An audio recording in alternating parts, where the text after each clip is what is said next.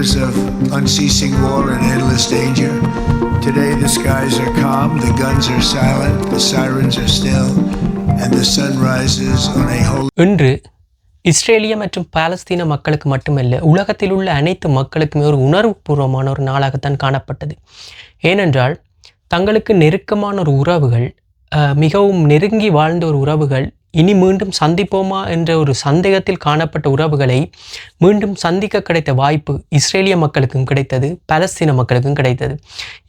இருவரது உணர்வுகளும் ஒன்றாகத்தான் இருந்தன. அந்த உறவுகளை கண்டவுடன் அவர்களுக்கு ஏற்பட்ட மகிழ்ச்சி தான் அந்த இந்த 2 வருட போரிலே கிடைக்கப்பெற்ற ஒரே ஒரு சந்தோஷமான நன்மையான விடயம் என்று சொல்லலாம்.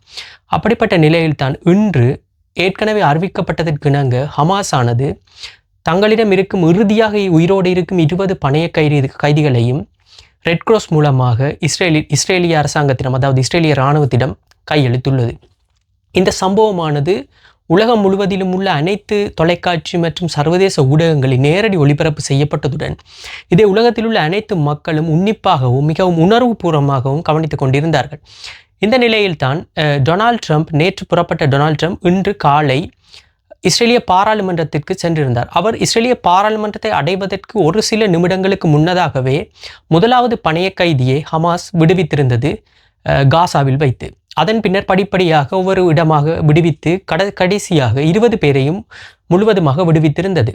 இருந்த போதும் அந்த உயிரிழந்ததாக கருதப்படுகின்ற 28 பேரின் உடல்களை அவர்களுக்கு கொடுப்பதில் சின்ன ஒரு இடர்பாடு ஒன்று காணப்படுவதாகவும் தற்பொழுது வரை ஒரு 4 உடல்களைத்தான் கையளித்துள்ளதாக அங்கிருந்து வரும் தகவல்கள் தெரிவிக்கின்றன. மிகுதியான உடல்களை அவர்கள் அடையாளம் காணும் முயற்சியில் தற்பொழுது ஈடுபட்டுள்ளதாகவும் எதிர்வரும் நாட்களில் அதற்கான கையளிப்புக்கான வாய்ப்புகள் இருக்கும் என்ற ரீதியிலும் தான் அங்கிருந்து கிடைக்கும் முக்கியமான செய்திகள் தெரிவிக்கின்றன. இந்த நிலையில் நேற்று இரவிலிருந்து இஸ்ரேல் மற்றும் பலஸ்தீனம், அதாவது காசாவில் ஒரு உணர்ச்சி பூர்வமாகவும் ஒரு பதட்டத்துடனும் ஒரு முக்கியமான சம்பவத்தை எதிர்பார்த்து கொண்டும் இரு நாட்டு மக்களும் காத்து கொண்டிருந்தார்கள். குறிப்பாக இஸ்ரேலில் என்ன சொல்வதென்றால், அவர்கள் அந்த ஹாஸ்டேஜ் ஸ்கொயரில், டெல் அவிவில் அமைந்துள்ள அந்த ஹாஸ்டேஜ் ஸ்கொயரில் அவர்கள் அனைவரும் குழுமியிருந்து இன்றைய இந்த சம்பவத்தை நேரடியாக அங்கிருக்கும் பிக் ஸ்கிரீனில் பார்த்து கொண்டிருந்ததுடன் டொனால்ட் ட்ரம்பின் உரையையும், இஸ்ரேலிய பாராளுமன்றத்தில் அவர் ஆற்றிய உரையையும் நேரடியாக பார்த்து கொண்டு அவரை ஆரவாரத்துடன் வரவேற்று கொண்டிருந்தார்கள். குறிப்பாக இன்று அமெரிக்காவில் தேங்க்ஸ் கிவிங் டே. இதற்கு ஏற்றாற்போல இஸ்ரேலிய மக்கள் தங்களது நன்றியை கொட்டென்று கொட்டி தீர்த்து விட்டார்கள் டொனால்ட் ட்ரம்புக்கு. இப்பொழுது இஸ்ரேலிய மக்கள் மத்தியில் டொனால்ட் ட்ரம்ப் ஒரு மிக பெரும் ஒரு சூப்பர் ஹீரோவாக காணப்படுகிறார். அங்கே தற்பொழுது இஸ்ரேலிய பிரதமர் பெஞ்சமின் நெட்டன்யாகுவின் செல்வாக்கு படிப்படியாக குறைந்து வந்து டொனால்ட் ட்ரம்பின் செல்வாக்கு தான் அதிகரித்து சென்றுள்ளது. இந்த போர் நிறுத்தத்தின் முதல் அடி அல்லது போர் நிறுத்தத்திற்கான உத்தியோகபூர்வ அறிவிப்புகள் அனைத்துமே டொனால்ட் ட்ரம்புக்கு சாதகமாகத்தான் இஸ்ரேலில் காணப்படுகிறது. இதிலே எந்தவித கிரெடிட்டையும் பெஞ்சமின் நெட்டன்யாகுவால் எடுக்க முடியவில்லை. ஏனென்றால் அங்கிருக்கும் மக்கள் தற்போது நினைத்துக் கொண்டிருக்கிறார்கள், முதலாவது சம்பவம் அந்த அக்டோபர் 7, 2023ஆம் ஆண்டு தாக்குதலானது இஸ்ரேலிய அரசாங்கத்தின் கவனையினத்தால் நடந்தது என்றுதான் அங்கிருக்கும் மக்கள் தற்பொழுது நினைத்துக் கொண்டிருக்கின்றார்கள். அது தவிர பெஞ்சமின் நெட்டன்யாகுவுக்கு ஏற்கனவே நிறைய சந்தர்ப்பங்கள் கிடைத்திருந்தன இந்த போரை நிறுத்துவதற்கும் அங்கே மாட்டியிருக்கும் பணைய கைதிகளை மீட்பதற்குமான வழிகளில். இருந்த போதும் அவர் அதை அனைத்தையும் தேர்ந்தெடுக்காமல் அவர் போரைத்தான் தொடர்ந்து நடத்தி கொண்டிருந்தார் என்ற ஒரு கடுமையான விமர்சனம் அங்கிருக்கும் மக்களிடையே காணப்படுகிறது. டொனால்ட் ட்ரம்ப் என்ற ஒருவர் அமெரிக்க அதிபராக தெரிவு செய்யப்படாவிட்டால் தற்பொழுது வரை இந்த போர் நடைபெற்று கொண்டுதான் இருக்கும். அங்கிருக்கும் தங்களது பணைய கைதிகள் உறவுகள் உயிரிழக்கக்கூடிய வாய்ப்புகள் இருந்திருக்கும் என்ற ரீதியில் தான் இஸ்ரேலிய மக்கள் தற்பொழுது எண்ணிக்கொண்டு டொனால்ட் ட்ரம்பை ஒரு ஹீரோவாகவும் தற்பொழுது இஸ்ரேலிய பிரதமராக இருக்கும் பெஞ்சமின் நெட்டன்யாகுவை அவருக்கு எந்த விதமான ஒரு ஆதரவையோ அல்லது இந்த போர் நிறுத்தத்திற்கு எந்த விதமான கிரெடிட்ஸையோ கொடுப்பதற்கு இஸ்ரேலிய மக்கள் தயங்கி வருகின்றார்கள். இந்த நிலையில் இந்த பணைய கைதிகளை விடுவிப்பும் செயற்பாடுகள் நடைபெற்று கொண்டிருந்த வேளையில் அமெரிக்க அதிபர் டொனால்ட் ட்ரம்ப் இஸ்ரேலிய பாராளுமன்றத்தில் சென்று அங்கே உரையாற்ற தொடங்கியிருந்தார். கிட்டத்தட்ட 1 மணி நேரம் இந்த உரை நிகழ்ந்திருந்தார், டொனால்ட் ட்ரம்பின் உரை. டொனால்ட் ட்ரம்ப் உரையாற்றுவதற்கு முன்னர் இஸ்ரேலிய பிரதமர் உரையாற்றியிருந்தார். கிட்டத்தட்ட அவர் 15 தொடக்கம் 20 நிமிடங்கள் உரையாற்றியிருந்தார். குறிப்பாக அவர் இந்த உரையின் போது டொனால்ட் ட்ரம்புக்கான நன்றியை தெரிவித்தது மட்டுமில்லாமல் இந்த போர் நிறுத்தத்தில் தனக்கான பங்கையும் அழுத்தி தெரிவித்திருந்தார். ஏனென்றால் மக்கள் மத்தியில் இந்த செய்தி சென்று சேர வேண்டும் என்ற ரீதியிலான ஒரு எண்ணத்தை அவர் கொண்டிருக்கின்றார். அந்த நிலையில்தான் அவருடைய உரையானது கிட்டத்தட்ட தானும் அமெரிக்காவும் இணைந்துதான் இந்த போர் நிறுத்தத்தை கொண்டு வந்தது என்ற ரீதியிலான ஒரு உரையாகத்தான் இது இருந்ததுடன் இப்பொழுதும் அவர் அந்த பலஸ்தீனம் என்ற ஒரு ஸ்டேட் ஒரு நாடு இருப்பதை அங்கீகரிக்க மறுப்பதுடன் ஹமாஸை ஒழிப்பதற்கான தனது எண்ணம் இன்னமும் இருப்பதாகும் வண்ணம் தான் அவருடைய பேச்சுக்கள் இன்று 20 நிமிட பேச்சில் காணப்பட்டது. அதன் பின்னர் டொனால்ட் ட்ரம்ப் கிட்டத்தட்ட ஒரு மணி நேரம் பேசியிருந்தார். ஏற்கனவே குறிப்பிட்டிருந்ததை போல அது மிகவும் என்ன சொல்வது ஒரு கலகலப்பான பேச்சாகத்தான் இருந்தது. குறிப்பாக இது ஒரு பொலிட்டிக்கல் ஸ்பீச்சாகவோ ஒரு ராஜதந்திர முறையிலான பேச்சாகவோ இல்லை. அவர் தற்பொழுது என்ன சொல்வது ஒரு பர்சனல் ஸ்பீச்சாகத்தான் காணப்பட்டது. இஸ்ரேலிய பாராளுமன்றத்தில் இருக்கும் அனைவரையும் ஒரு என்ன சொல்வது சிரிக்க வைத்து விட்டார் டொனால்ட் ட்ரம்ப் தன்னுடைய பேச்சின் மூலம் என்று. குறிப்பாக அவர் தெரிவித்திருந்த முக்கியமான கருத்துக்களில் இஸ்ரேலிய பிரதமரே அவர் என்ன சொல்வது பாராட்டு கிரெடிட்ஸை கொடுப்பதையும் அவர் தவிர்க்கவில்லை. இஸ்ரேலிய பிரதமரால் தான் இந்த போரானது இப்படி இந்த இஸ்ரேலுக்கு இப்படி ஒரு வெற்றி கிடைத்திருக்கின்ற ரீதியிலான ஒரு கருத்தையும் அவர் தெரிவித்திருந்தார். குறிப்பாக அவர் இஸ்ரேல் தான் இந்த போரில் வென்று விட்டது என்று அவர் டிக்ளேரே செய்து விட்டார் தன்னுடைய ஸ்பீச்சில். அதை தவிர அவர் மிக முக்கியமாக ஒன்றை தெரிவித்திருந்தார். என்னவென்றால் தற்பொழுது இந்த போர் எல்லாம் முடிந்து விட்டது, இனி இஸ்ரேலானது மேலதிக வளர்ச்சி மற்றும் இந்த ரீஜனின் வளர்ச்சியை பற்றி சிந்திக்க வேண்டும் என்ற ரீதியிலான ஒரு கருத்தை தெரிவித்திருக்கின்றார். குறிப்பாக அவர் தெரிவித்திருந்ததாவது இனியாவது இந்த அணு ஆயுதங்கள் குண்டுகள் ஆயுதங்கள் என்பவற்றை தயாரிப்பதை என்பவற்றிற்கு செலவழிக்கும் பணத்தை விடுத்து குழந்தைகளுக்கான போஷாக்கு வைத்திய செலவு மற்றும் மிக முக்கியமாக இப்பொழுது வளர்ந்து வரும் இந்த ஆர்டிஃபிஷியல் இன்டெலிஜென்ஸுக்கான இன்வெஸ்ட்மெண்ட்டை அதிகப்படுத்தி அது தொடர்பான ஒரு வளர்ச்சியை காணும் வகையிலான ஒரு அறிவுரையை பிரசிடென்ட் ட்ரம்ப் இன்று இஸ்ரேலுக்கு வழங்கிவிட்டு தான் சென்றிருந்தார். அதை தவிர அவர் மேலதிகமாக குறிப்பிட்டிருந்த அவர் எப்பொழுதுமே என்ன சொல்வது கடந்த முறை ஜனாதிபதியாக இருந்த பைடன் மற்றும் ஒபாமாவை எப்பொழுதும் எந்த சம்பவத்திலும் அவர் இழுத்து என்ன சொல்வது அவர்களை திட்டிவிட்டு தான் சென்று விடுவார். அந்த ரீதியில் இன்றும் நடைபெற்றிருந்தது. பைடனினால் இந்த போர் நிறுத்தப்பட்டிருக்கக்கூடும், இருந்தபோதும் அவர் எந்த முயற்சியும் எடுக்கவில்லை என்ற ரீதியிலும்.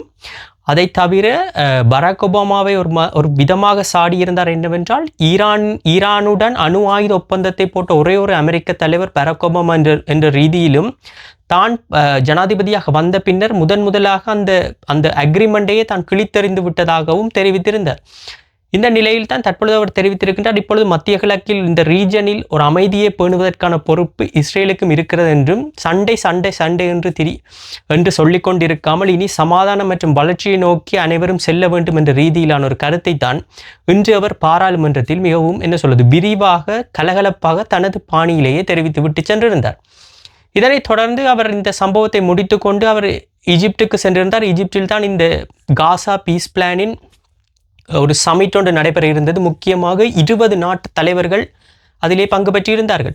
இதில் எகிப்து ஜனாதிபதியும் பிரசிடென்ட் ட்ரம்ப்பும் தான் இதை இணைந்து இந்த சமிட்டை அவர்கள் தலைமைத்துவம் வழங்கியிருந்தார்கள்.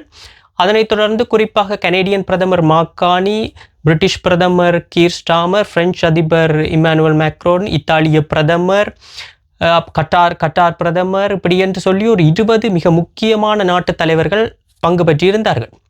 இந்த நிலையில் தான் இந்த சமிட் ஆரம்பிப்பதற்கு முன்னதாக ஒரு தகவல் ஒன்று வந்திருந்தது. இஸ்ரேலிய பிரதமர் பெஞ்சமின் நெட்டன்யாகுவும் டொனால்ட் ட்ரம்புடன் சேர்ந்து இந்த சமிட்டில் பங்கு பெற்றுவதற்காக வர இருக்கிறார் என்ற ரீதியிலான ஒரு தகவல் ஒன்று இந்த சமிட் ஆரம்பிப்பதற்கு முன்னதாக வெளிவந்திருந்தது.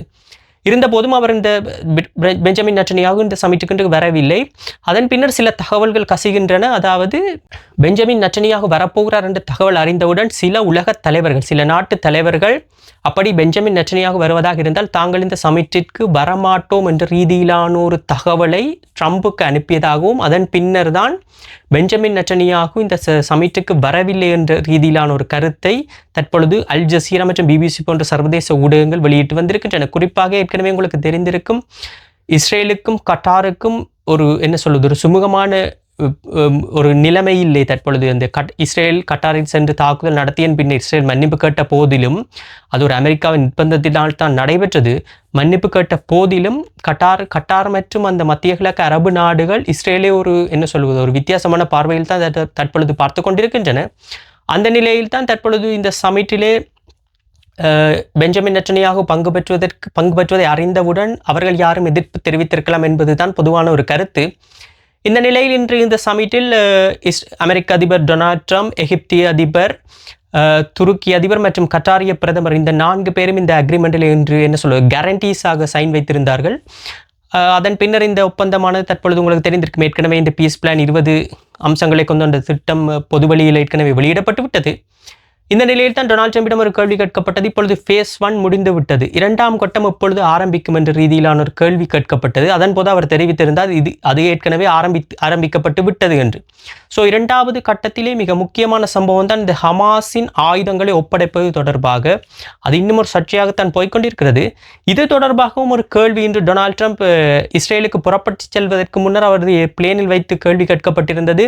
இப்படி ஹமாஸ் 7000 துருப்புக்களை தற்பொழுது காசாவில் இறக்கியுள்ளது என்பது தொடர்பாக உங்களது கருத்து என்ன என்று, அது தங்களுக்கும் தெரியும் என்று தாங்கள் அதற்கு அப்ரூவல் வழங்கியுள்ளதாகவும் அவர்கள் சில நேர அவகாசம் தங்களிடம் கேட்டதாகவும் அதற்காகத்தான் இந்த நேர அவகாசம் அவர்களுக்கு வழங்கப்பட்டிருக்கிறது என்றும் இந்த பிரச்சனை சுமூகமாக முடிவடையும், சுமூகமாக தீர்த்து வைக்கப்படும் என்ற ரீதியிலான ஒரு கருத்தை தான் டொனால்ட் ட்ரம்ப் தெரிவித்திருந்தார். ஸோ பொறுத்திருந்து பார்ப்போம். இப்பொழுது 2ஆம் கட்டத்தை நோக்கி இந்த சமாதான நடவடிக்கை சென்று கொண்டிருக்கின்றது. ஏற்கனவே உங்களுக்கு தெரிந்திருக்கும், பிபிசியிடம் ஏற்கனவே ஒரு ஹமாஸ் தலைவர் தெரிவித்திருப்பதாக தற்பொழுது ஒரு செய்தி ஒன்று பரப்பப்பட்டிருக்கிறது.